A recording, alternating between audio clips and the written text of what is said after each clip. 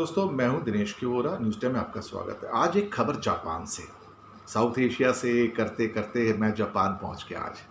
और हमारे जापान के चाहने वाले बहुत हैं। इंडिया में, नेपाल में, बांग्लादेश में, पाकिस्तान में जापान के साथ सबकी मोहब्बत है और उनके बहुत इन्वेस्टमेंट भी हैं इंडिया में, बांग्लादेश के अंदर भी, जापान के, नेपाल के अंदर भी। तो जापान ने कोरोना के सिलसिले में वहाँ भी काफ़ी पेशेंट थे टोटल मिला के, लेकिन जापान की 12-13 करोड़ की पॉपुलेशन और उनके टोटल केसेस जो थे वो करीब करीब 17-18 हज़ार तक ही रह गए और जो डेथ थी उनकी 1000 के नीचे है, बिलो 1000 है।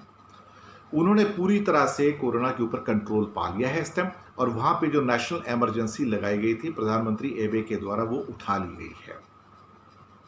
पहले वहाँ पे उनकी इकॉनमी $5 ट्रिलियन की है, जो कि दुनिया की तीसरी सबसे बड़ी इकॉनमी है। अमेरिका करीब समझिए $25 ट्रिलियन की इकॉनमी है। चाइना करीब $12 ट्रिलियन की इकॉनमी है और जापान $5 ट्रिलियन की इकॉनमी है। जापान की इकॉनमी के अंदर एक बड़ी खूबसूरत बात यह है कि वो अपने आप में हर चीज़ में सशक्त है, आत्मनिर्भर है, सेल्फ डिपेंडेंट है, हर चीज़ प्रोड्यूस कर सकता है। फिर भी बहुत इंपोर्ट करते हैं वो और लोगों की मदद करते हैं। उन्होंने $5 ट्रिलियन की इकॉनमी के लिए $1.1 ट्रिलियन का एक पैकेज अनाउंस किया था पहले। और ये उनकी टोटल जो इकॉनमी है, दुनिया का सबसे बड़ा पैकेज था जीडीपी का 21% रियल टर्म में, जहाँ पे ह्यूज कैश ट्रांसफर भी था और इंडस्ट्री को और बाकी सेक्टर्स को मदद का था। जापान ने अभी पिछले हफ्ते और कमाल कर दिया और अपना पैकेज में $900 बिलियन और जोड़ के इसको $2 ट्रिलियन की इकॉनमी को ये पैकेज बना दिया। $2 ट्रिलियन का पैकेज, इसका मतलब 40% ऑफ जीडीपी, $2000 बिलियन जापान अपनी इकॉनमी के अंदर डाल रहा है, जबकि इसकी टोटल इकॉनमी $5 ट्रिलियन है। आप सोच सकते हैं कोई देश महान कैसे बनता है।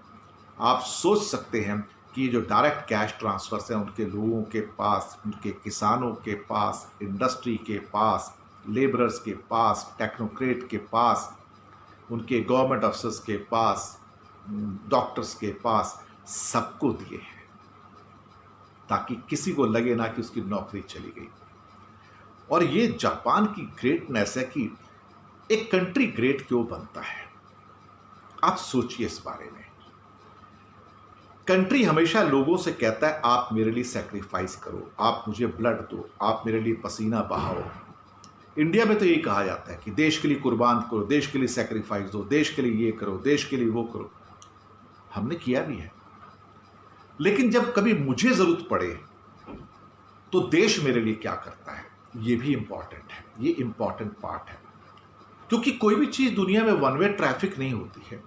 हमेशा ये कहते रहो कि देशवासी अपने देश की सेवा करते रहो, लेकिन कभी अगर ऐसा मुसीबत का टाइम आ जाए, एक पेंडेमिक का टाइम आ जाए, तो क्या अपने नागरिकों की मदद के लिए देश आगे आता है उस टाइम? और जो देश आगे आते हैं उस समय वही देश महान बनते हैं। मैं आपको बताऊं, उसमें अमेरिका भी है, जर्मनी भी है, ब्रिटेन भी है, फ्रांस भी है। और जापान ने तो सारे रिकॉर्ड तोड़ दिए इस मामले में। 40% जीडीपी का पैकेज, $2 ट्रिलियन का पैकेज।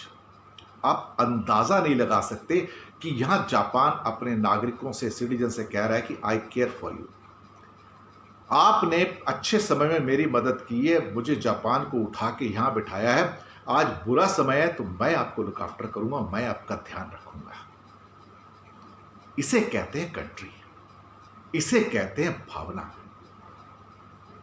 और बाकी जो देशों के अंदर, जर्मनी ने भी यही किया, अमेरिका ने भी यही किया, फ्रांस ने किया, लेकिन भारत में ये नहीं हुआ। मैं आपको बताऊं, भारत के अंदर ये नहीं हुआ। भारत में अभी भी नागरिकों से कहा जा रहा है कि आप सैक्रिफाइस कीजिए। अब जबकि आम इंसान को, मिडिल क्लास को, पुअर क्लास को हमें सरकार की जरूरत है, तो सरकार कहीं नहीं है। देश महान कैसे बनते हैं वो जापान से सीखिए।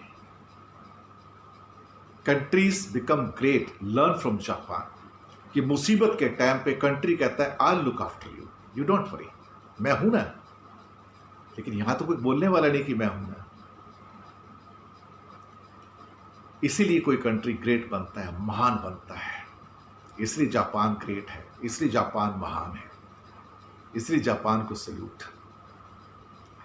शुक्रिया आपका हमारे साथ बने रहने के लिए।